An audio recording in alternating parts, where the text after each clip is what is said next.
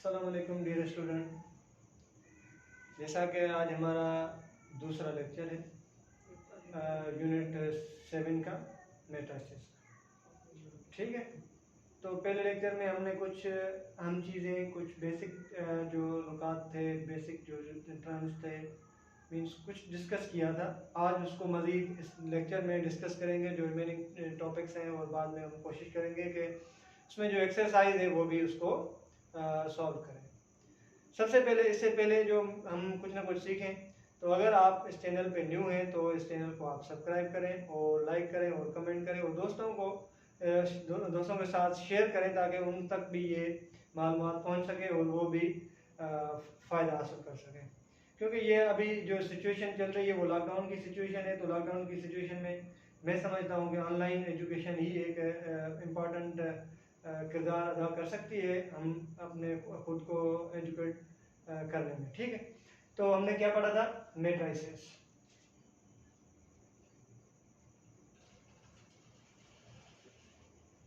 Matrices के अंदर हमने लास्ट टॉपिक जो डिस्कस किया था वो किया था डायगोनल मैट्रिक्स। डायगोनल मैट्रिक्स हमने डिस्कस किया था। आज इससे हम आगे डिस्कस करेंगे। बेसिकली ये डायगोनल मैट्रिक्स क्या होता है। डायगोनल मैट्रिक्स के लिए जो ज़रूरी चीज़ें हैं वो क्या होते हैं। सबसे पहले इसके लिए जो इम्पोर्टेंट पॉइंट है वो ये है कि स्क्वायर मैट्रिक्स होना चाहिए।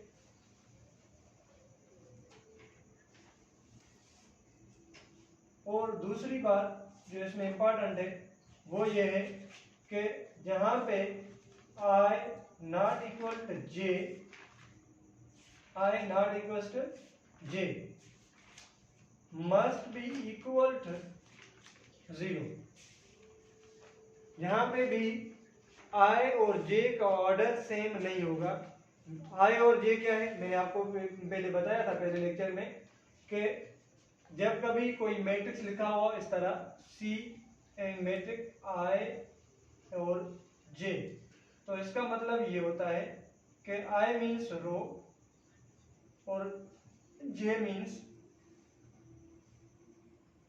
कॉलम्स।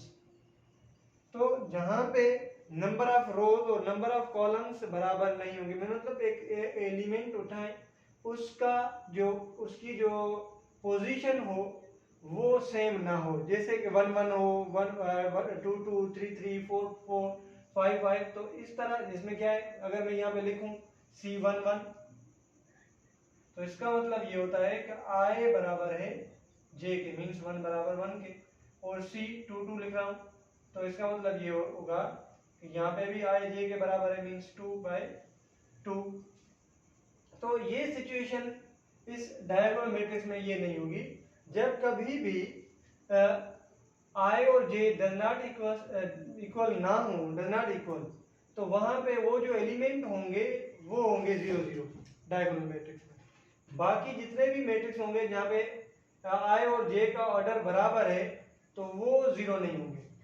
तीसरी कंडीशन, यहाँ पे I equals to J does not equal to 0। ठीक है, और अब ये पॉइंट है, इसका मतलब ये नहीं है कि मैंने लिखा है I equals to J does not equals to 0। ये इसका मतलब ये नहीं है कि जितने भी एलिमेंट होंगे डायगोनल इसमें प्रिंसिपल लाइन में, तो वो 0 नहीं होंगे। हो सकते हैं 0, मींस इस तरह एक मैट्रिक्स उठा ले 1 0 0 0 0 0 0 0 5, तो क्या ये डायगोनल मैट्रिक्स है? जी हाँ, ये डायगोनल मैट्रिक्स है। अब आप पूछेंगे कि आपने लिखा है कि I equals to J does not equals to 0। जब कभी भी I और J बराबर होंगे तो वो 0 के बराबर नहीं होंगे, क्योंकि इस एलिमेंट की जो पोजीशन है वो I बराबर है J के, मीन्स 2/2 है, means second row second column की पोजीशन पे जो एलिमेंट है वो 0 0 है। और यहाँ पे मैंने लिखा है, इसका मतलब इसका मतलब ये है कि जो प्रिंसिपल लाइन में एलिमेंट आएंगे वो सारे 0 नहीं होंगे। एक या दो एलिमेंट मींस एक नॉन जीरो एलिमेंट होना जरूरी है डायगोनल लाइन पे, तो इस तरह का जो है मैट्रिक्स बनेगा वो बनेगा डायगोनल मैट्रिक्स। उसके बाद जो मैट्रिक्स है वो है स्केलर मैट्रिक्स। क्या? Scalar matrix.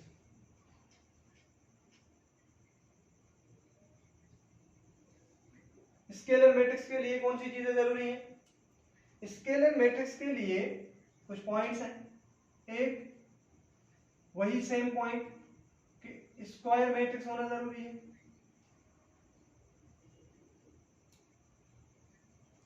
दूसरी पॉइंट ये कि I does not equal to J equal to 0।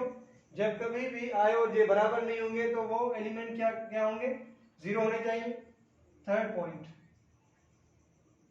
I और जब कभी J बराबर होंगे तो डायगोनल एलिमेंट जो होंगे वो भी बराबर होंगे। मींस मैंने यहाँ पे लिखा है C11, अगर C11 की जगह पे एलिमेंट है 1 तो C22 की जगह पे भी 1 होना चाहिए।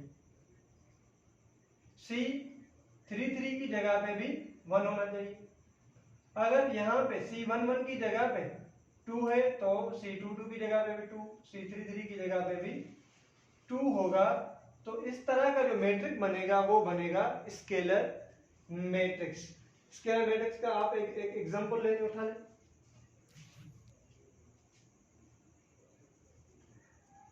टू 0 0 0 2 0 0 0 2, ये एक स्केलर मैट्रिक्स है और 3x3 ऑर्डर में। इस तरह हम 2x2 ऑर्डर में भी लिख सकते हैं इस तरह, और 2x2 में 2 0 0 2। तो ये हो गया हमारा स्केलर मैट्रिक्स इन 2x2 ऑर्डर। ये है स्केलर मैट्रिक्स इन 3x3 ऑर्डर। उसके बाद होता है यूनिट मैट्रिक्स। Unit matrix. अब यूनिट मैट्रिक्स को समझने के लिए, या यूनिट मैट्रिक्स किस मैट्रिक्स को कहते हैं, उसके लिए भी यही पॉइंट्स हैं कि एक तो इस मैट्रिक्स जो है वो स्क्वायर होना चाहिए, स्क्वायर मैट्रिक्स हो। दूसरा, I does not equals to J which is always equal to 0। और थर्ड पॉइंट, डायगोनल एलिमेंट जो है, डायगोनल एलिमेंट must be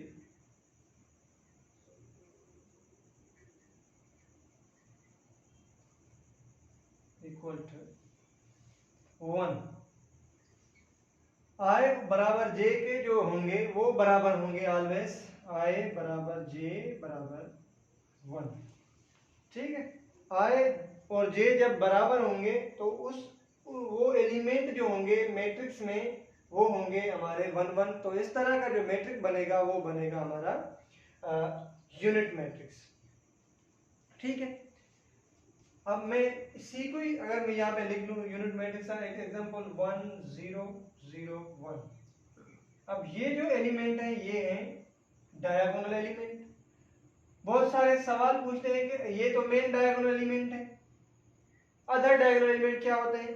तो ये जो मैट्रिक्स एलिमेंट है ये है अदर डायगोनल एलिमेंट, और इसको हम सेकेंडरी डायगोनल एलिमेंट भी कहते हैं।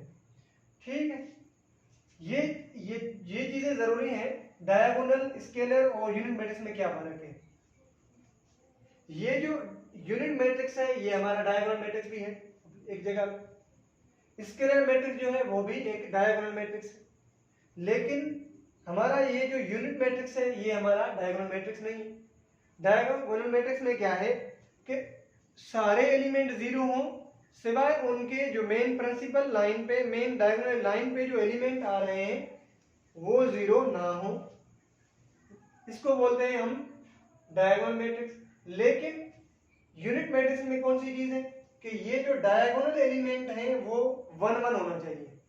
मीन्स जो उनकी आइडेंटिफिकेशन हो वो उन means A11, A22, A33, A44 की जगह पे जो एलिमेंट हो वो सिर्फ और सिर्फ 1 हो, तो ऐसे बाकी जो एलिमेंट हो वो सारे मैट्रिक्स के 0 हो, तो उस मैट्रिक्स को हम कहते हैं यूनिट मैट्रिक्स। लेकिन डायगोनल में ऐसी कोई बात नहीं है, डायगोनल में ये है कि बाकी सारे एलिमेंट 0 हो, और डायगोनल पे हो सकता है कि वो सेम एलिमेंट हो चाहे वो डिफरेंट एलिमेंट हो, लेकिन उन एलिमेंट्स का होना जरूरी है, जिस तरह इसमें मैट्रिक्स में है 1, 0 और 5। और स्केलर में क्या, स्केलर डायगोनल, स्केलर भी एक डायगोनल मैट्रिक्स है, ठीक है, लेकिन डायगोनल जो है वो स्केलर, डायगोनल एक स्केलर है, स्केलर भी एक मैट्रिक्स जो बनेगा वो भी डायगोनल बनेगा, लेकिन ऐसा डायगोनल मैट्रिक्स जिसमें सारे डायगोनल एलिमेंट बराबर होंगे, चाहे वो माइनस में हो चाहे वो प्लस में हो, 1 1 हो, 2 2 हो, 3 3 हो,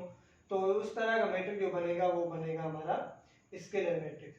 तो ये इनमें सारे मैट्रिक्स में जो इंपॉर्टेंट पॉइंट है वो ये है कि सब ये मैट्रिक्स स्क्वायर होना जरूरी है।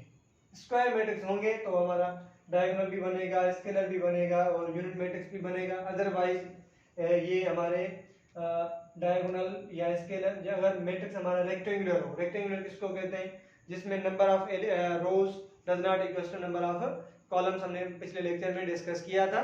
अगर आप न्यू हैं तो उस पिछले लेक्चर को आप सुनेंगे तो इंशाल्लाह आपको समझ में आ जाएगा। अगर फिर भी क्वेश्चन होता है तो आप कमेंट करेंगे इंशाल्लाह, तो हम आपको जवाब देंगे, ठीक है।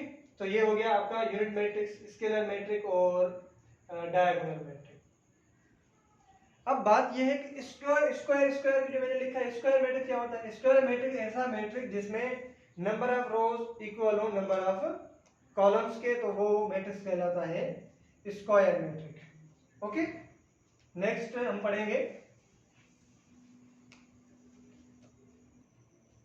नेक्स्ट क्लास में हम इंशाल्लाह इसको मजीद डिस्कस करेंगे। और अगर आप पढ़ना चाहते हैं तो हमारे चैनल पे आप तो माशाल्लाह हैं ही, लेकिन इसको सब्सक्राइब करें और कमेंट करें, लाइक करें और दोस्तों तक ये मालूमात पहुंचाएं और खुद भी पढ़ें। अगर आपको कोई भी क्वेश्चन, कोई भी कंफ्यूजन किसी भी टाइम होती है तो आप कमेंट करेंगे, हम कमेंट पढ़ते हैं और हम आपको इंशाल्लाह जवाब देंगे। और अगर हमें कोई क्वेश्चन नहीं भी आता होगा तो आपको किसी न किसी से हम पूछ के आपको बता देंगे। ओके, नेक्स्ट लेक्चर में हम मजीद इसको डिस्कस करेंगे। थैंक यू, अल्लाह हाफिज़।